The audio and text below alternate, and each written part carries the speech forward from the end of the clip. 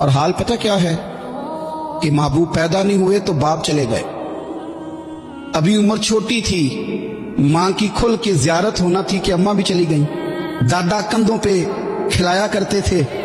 تو تاریخ کہتی ہے کہ دادا کا جنازہ اٹھا تو پیچھے پیچھے حضور بھی آنسو بہا رہے تھے۔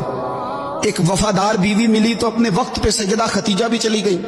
ایک ٹائم آیا تو جناب ابو طالب بھی رخصت ہو گئے، مکے سے حضور کو اتنا پیار تھا وہ چھوڑنا پڑا۔ صادق اور امین کہنے والوں نے حضور کی دعوت کو قبول کرنے سے انکار کر دیا تو رسول کریم نے اپنی پیشانی پر کسی قسم کا کوئی شکن نہیں آنے دیا۔ رسول پاک مدینے آئے تو لوگ تلواریں لے کے بدر میں آ گئے لڑنے، شہید کرنے، حضور وہاں بھی کوئی پریشان نہیں ہوتے۔ میدان احد آیا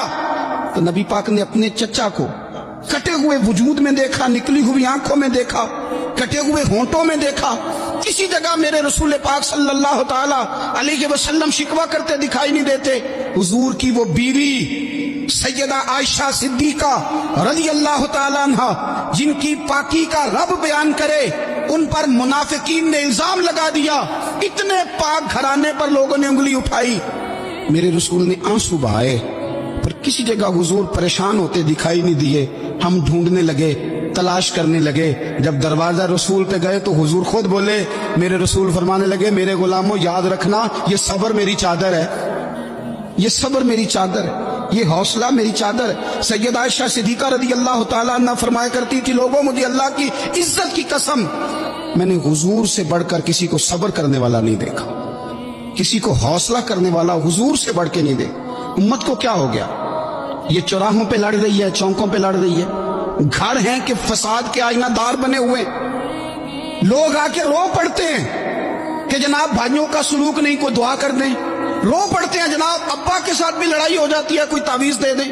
ذرا حوصلہ نہیں، صبر نہیں، کسی جگہ ٹھہرنا تو سیکھو میرے عزیز، کسی جگہ او یارو آؤ نا، میدان کربلا کے دو سبق استقامت اور صبر۔ کتنا درجہ ہے سیدنا بلال حبشی کا، میں تقریر کر دیتا ہوں آپ سن لیتے ہیں، لیکن کبھی وہ انداز بھی تو دیکھو نا۔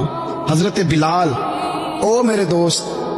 جیل کے اندر بندے کے ہاتھ نہیں باندھے جاتے، پیر نہیں باندھے جاتے،